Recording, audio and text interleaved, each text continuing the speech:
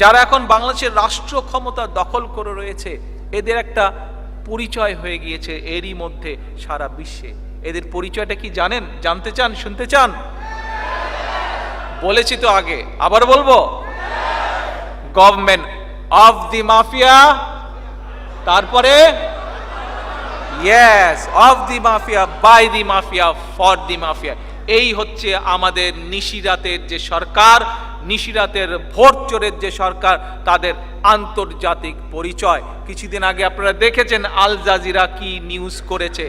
Al Jazeera সেই নিউজের মাধ্যমে পুরো বিশ্ব আজকে এদেরকে ডাকে government of the mafia, by the mafia, for the mafia. আজকে বাংলাদেশ একটা মাফিয়ার চক্করে পড়ে গিয়েছে।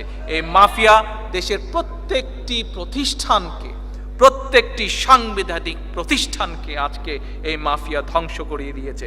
সেটি আমরা নির্বাচন কমিশন বলি, বিচার বিভাগ বলি, যাই বলি না কেন, প্রত্যেকটিকে তারা আজকে ধ্বংস করে দিয়েছে। আজকে একটি এক্সাম্পল তুলে ধরতে চাই কিভাবে তারা ধ্বংস করেছে।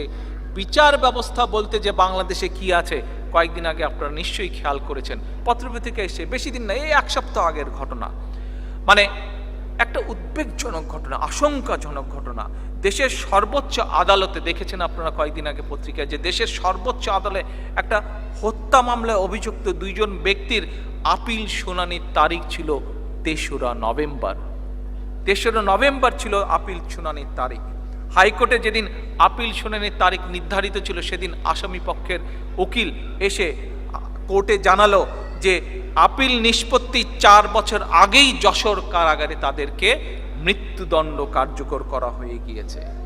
নেতৃবৃন্দ, প্রিয় উপস্থিতিবৃন্দ, আজকে বাংলাদেশের এই মাফিয়ারা বিচার ব্যবস্থাকে এমন করে নিয়ে গেছে, এমন জায়গায় নিয়ে গিয়েছে যে আজ একজন নির্দোষ বা একজন অপরাধ যেই হোক না কেন, বিচার বলে কোনো কথা নেই। বিচারের আগে তাকে ফাঁসি দিতে হবে।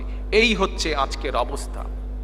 গত কয়েকদিন যাবত দেখেছেন আপনারা, দেশে আমাদের নেতাকর্মীরা অত্যাচার, নির্যাতন, গুম খুম, কেস কাচারি, গায়েবী মামলা, সকল কিছু সত্ত্বেও আমাদের শত শত লক্ষ লক্ষ নেতাকর্মী কিভাবে প্রতিবাদ জানিয়েছে বিভিন্ন বিষয়। তার মধ্যে একটি গুরুত্বপূর্ণ বিষয়, যা আমাকে, আপনাকে, আমার আত্মীয় স্বজন, ভাই বোন, খালা, যাই বলি না কেন, আপনার আত্মীয় স্বজন দেশে যারা আছে, প্রত্যেকটি মানুষকে প্রতিদিন যা স্পষ্ট করছে তা হচ্ছে দ্রব্যমূল্য। কিভাবে আজকে দ্রব্যমূল্যের অবস্থা কোথায় গিয়ে দাঁড়িয়েছে আজকে কোথায়। কিন্তু এই যে government of the mafia, by the mafia, for the mafia, এই যে মাফিয়া সরকার বলেন, নিশিরাতের সরকার বলেন, এরা কিন্তু ব্যস্ত আছে তাদের খুন গুণ নিয়ে। প্রিয় উপস্থিতিবৃন্দ, এর আগেও বলেছি আমি, আজ আবারও উল্লেখ করছি, বক্তব্যের মধ্যে বলতে হয় অনেকগুলো কথা, আবারও বলছি, এই মাফিয়া সরকারের আমলে এই কয়েক বছরে দেশ থেকে প্রায় ১০ লক্ষ কোটি টাকার মতন টাকা পাচার হয়ে গিয়েছে। এবং আপনাদের আশেপাশে, আপনারা যারা লন্ডন শহরে থাকেন, আপনারা আশেপাশে অনেকেই এই মাফিয়া সরকারের, এই মাফিয়া গ্রুপের তাদের যে দল, এই দলের বহু লোকজন এই এলাকায় আপনাদের আশেপাশে থাকে। এবং কিভাবে তারা টাকা পয়সা নিয়ে এসে, দেশ থেকে টাকা পাচার করে নিয়ে এসে বাড়িঘর সম্পত্তি কিনছে, আপনারা নিজেরাই তার সাক্ষ্য আছেন। সেটি যুক্তরাজ্য বলেন, যুক্তরাষ্ট্র বলেন, কানাডা বলেন, অস্ট্রেলিয়া বলেন, সকল দেশে তার সাক্ষ্য রয়ে গেছে।